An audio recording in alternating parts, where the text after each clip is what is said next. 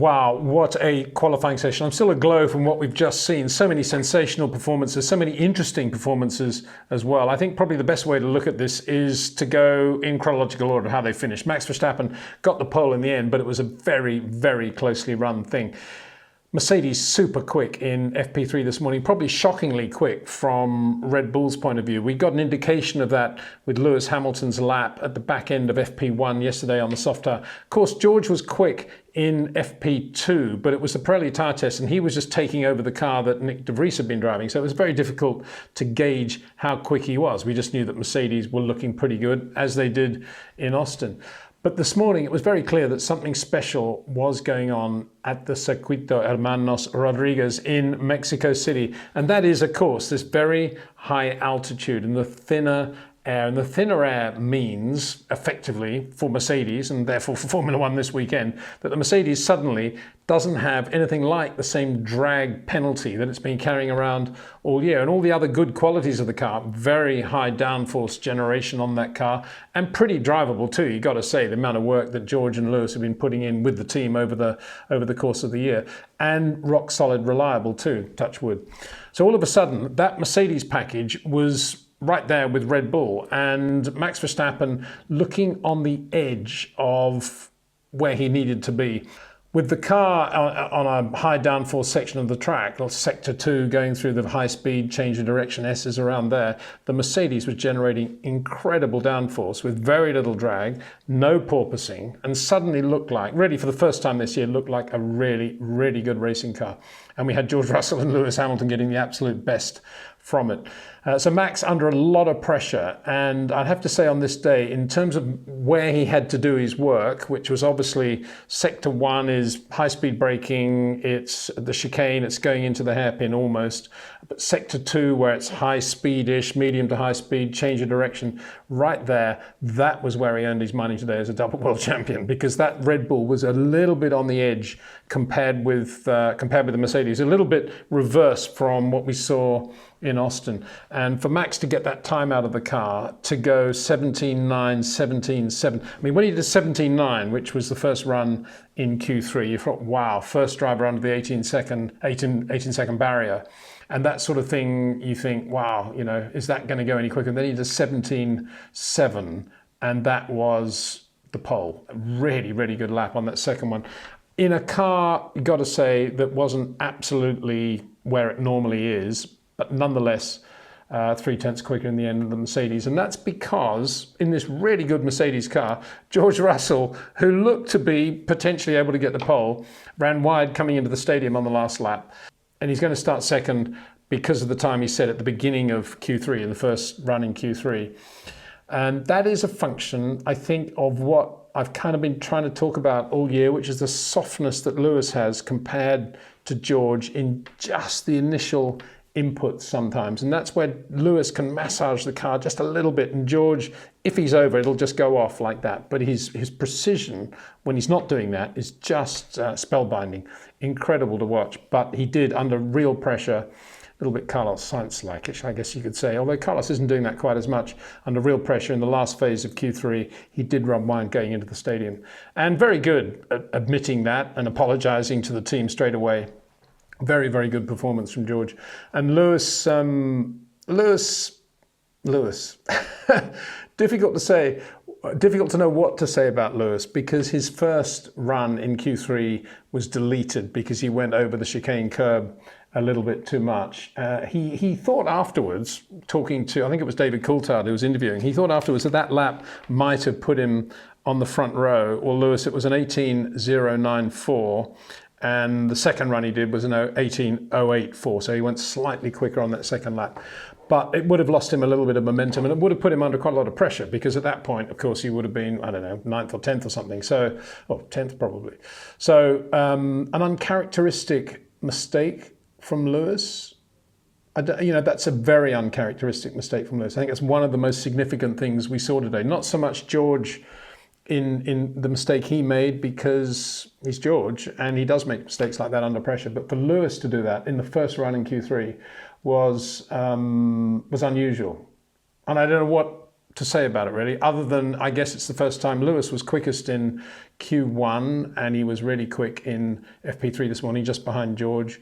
And I guess he's feeling a little bit of pressure. I've been talking about this all year. You know, it's George is here. Valtteri was always sort of back a little bit, but George is right alongside him when he's having a good weekend. And that is a distraction for sure, as I've been saying. And you're not going to get, I don't know how many times I said this now, but you're not going to get the best from Lewis Hamilton if you've got George Russell in the other car when the car is going well. And this is the first time we've really seen the Mercedes going well.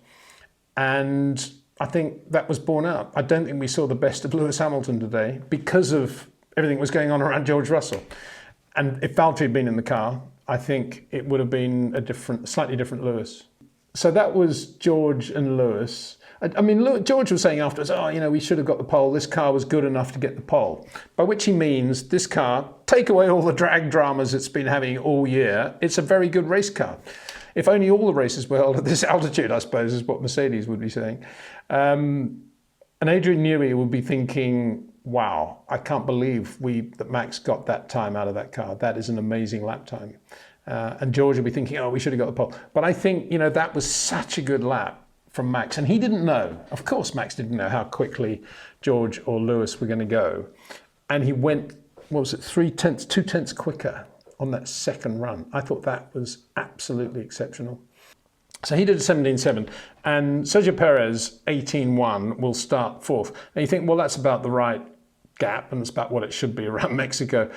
But the reality is, Perez did an unbelievably good job as well, because he had a DRS problem in Q1, a little bit into Q2 as well. And he was on the edge, he was on the bubble of both of those. And he was always going out early just to sort of try to get himself in sync with the circuit and hopefully not have another DRS issue. So he was never out when the track was at its quickest. And he did a really good run in the second run in Q2 to get up to, I think it was P2, P3. Really impressive. And from there, of course, it was, what are we going to do in Q3 now? Again, he was out quite early. And I think he's starting in a great place. P4, he can argue, well, I'm not on the clean side of the grid, we'll just see what happens. But Sergio Perez in a great place. Because it's very easy to say he's got all the fans behind him and it's worth half a second a lap. It can go the other way as well. Massive pressure to deliver when things are not going right. I mean, he had one chance in Q2 to do that lap right at the end, and he did it. All credit to him. On a circuit that isn't a great circuit for Sergio Perez, as I said in the build-up to this race, there's a couple of Sergio sections. I guess the last stadium bit is pretty good for him, but he's not in his comfort zone on this place, apart from, of course, being amongst his countrymen. Carlos Sainz, the quicker of the two Ferrari drivers. Charles Leclerc he was slower on the straight all day, and he actually said afterwards, there's something wrong with the engine, the drivability is terrible, I don't know what's going on, it's nothing to do with the altitude, there's definitely some power unit issue there. If you look at his times through the traps in qualifying, average of 342, 341, 342, 341, 342. That's about what he was doing. And Carlos Sainz, sure enough, 345, 345, 346. So a significant difference there, 4 to 5 kilometers, enough to be incredibly annoying for Charles Leclerc. Because if you look at his quickest lap, which was an 18.5 P7, sector 2, 30.3, which is a tenth slower than Max Verstappen, did a 30.2 in sector 2, and 20.2 in sector 3, which is what George Russell did on his quickest lap, so not really slow there, but 27.9 in the first sector, which was a function of that engine being way down on power. So that's where that lap disappeared for Charles Leclerc, and he's doing an 18.5 instead of a potential 18.1, 18.0. That's what happened there. And Carlos Sainz, 18.3, pretty good lap. I mean, he had some, as I said, and it was on the live stream, somebody said, how's Carlos going to go? Well, I thought Carlos had the momentum maybe to try to get the pole here. But the issue he's going to face is going to be the medium speed, high speed change of direction in sector 2 there, the S's. And because, that's where under pressure, Carlos is always going to be vulnerable. And so it proved. We had some incredible super slows of Carlos and one of Charles as well. Going over the curb, back end comes out and just beautiful correction. I mean, that was Carlos car control, father like son, just wonderful to watch. So Valtteri Bottas, P6 in the Alfa Romeo. So what does that mean? That means, again, this is a car that obviously has quite a lot of drag. And here they are, a little bit like Mercedes. They're coming to Mexico City, thinner air, less drag. And they've got about the right balance. I mean, you'd think that would apply to everybody, but of course the compromises are not the same. Some cars don't have anything like the same amount of downforce as others.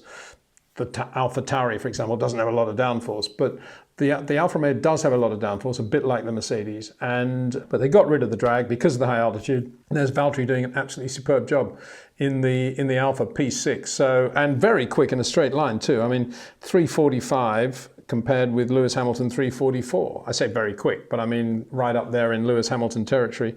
And bear in mind, Ferrari doing 345 with Carlos Sainz and only 341 with Charles Leclerc. And you see that Valtteri Bottas is in really good shape. It'd be interesting to see whether they get Leclerc's engine sorted for tomorrow. He did have that shunt yesterday. I said in the caption, it looks repairable. I can't imagine that there was some sort of engine drama as a result of that shunt. So we'll just have to see if they change engines or anything like that for him tomorrow, because it looked, the way he was talking, it looked fairly terminal in terms of nobody knew what the problem was.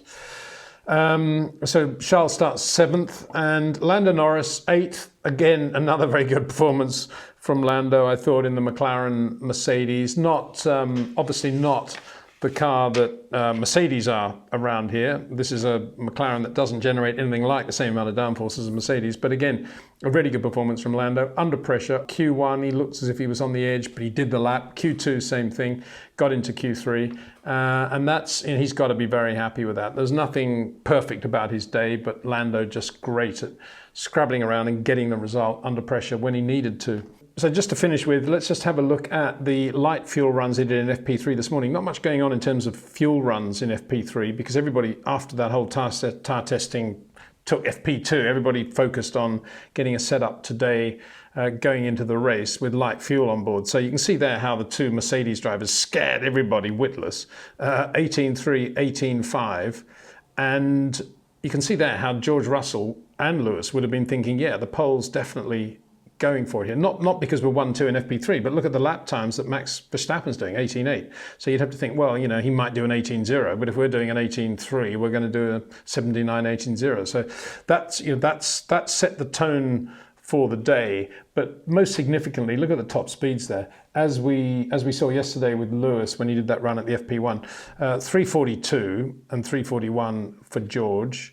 The big change actually was Ferrari, who went a lot quicker today. Looks as if they took wing out of the car just to get some more top speed, 344, 345. So they're slightly ahead of Mercedes. But in doing so, it would appear they've lost quite a lot of downforce through the all-important midfield section of the racetrack. And there you see Max Verstappen 347 in P3 there. That's the same top speed he was doing yesterday, but bear in mind, I think they're running more wing now, but they're probably getting more out of the engine as well. It's a bit of a guesstimation there of what's going on, but I think they found more grip by running more wing. But of course, they do turn up the wick when they go towards qualifying. And back end of FP3, they might have given that a shot as well. And the same top speed for Sergio Perez, 19.2. But wow, that was the beginning of this weekend is going to be very, very different. Throw in Valtteri Bottas there as well. And you've got potentially an Alfa Romeo beating a Ferrari in the Mexican Grand Prix. You've potentially got a Mercedes winning tomorrow if Max has any sort of issues at all. And you've got potentially a massive fight between Lewis Hamilton and George Russell as well as to who might have the honours for Mercedes. It's a long, long run down to turn one. And historically, you don't really want to be on the pole here because it's very easy to get gazumped with the toe. Lewis, I think, pulled it off once from the pole, but it's not an easy run down there from the pole. So Max as he said, he needs to make a really good start from the clean side of the grid, but he's got two Mercs either side of him. And that doesn't mean that much in terms of, wow, there's the Mercedes team. It means you've got Lewis who wants to make sure that he gets past George if he can into the first corner, and George who wants to make sure that Lewis doesn't get him, and he might get the lead as well because he's aggressive enough to want to get out of Max's toe and go for it. So potentially there's going to be unbelievable fireworks at that first corner. It'll be interesting if you were Max Verstappen, how to approach, what is your approach going to be? Is he going to have to do what Lewis was doing at the back end of last year when Max kept sort of almost T-boning him and Lewis had to read what he was going to do and run wide?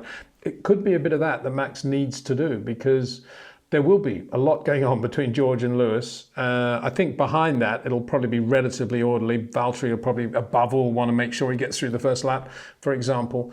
And Ferrari, you know, they're a bit worried about tyres and stuff, so they probably won't be pushing that hard. But between the two Mercs and Max, and then Sergio Perez wanting to take advantage of anything that goes on, but not wanting to break that late, the first corner is where we need to be tomorrow, I think, where we need to be watching, that is for sure. So going back to the point, I think, you know, Max has got to be thinking, if I make a good start and I feel that I've got track position in terms of I can break on the racing line, I've got the grip and I can get into the corner, I'm going to do that, obviously.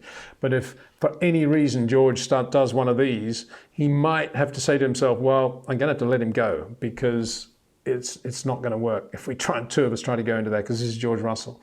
And this will be the first time we've seen that happen, and Lewis will be there as well. And yeah, I have been saying, and I'm going to repeat the point, you know, if you've got Lewis, you don't need George. And they've got George, and they've got a quick car now. So let's see the sort of fireworks that is going to produce. So George Russell versus Lewis Hamilton. Max Verstappen on the pole, potentially able to win. Mercedes can win this race. They've got the car to do it. And Sergio Perez there desperately wants to win the race, is perfectly poised to take advantage of anything that might happen. And Valtteri Bottas might actually get between or ahead of the Ferraris as well. So, and finally, let's just have a look at the Alonso Lando Norris thing. Lando 18.7, Fernando 18.9, Esteban Ocon 19.0. So pretty close again. And actually P11, Daniel Ricciardo did a pretty good job in the other McLaren. So the two Alpines and the two McLarens in 8, 9, 10 and 11 position. So there's another race for you. So it's been a pretty breathless FP3 and qualifying day in Mexico City on the Saturday. Can't wait for that first corner tomorrow. I say can't wait. I mean, it's going to be pretty sweaty palmy, I think. But looking forward to that. Thanks for watching and take care. See you soon.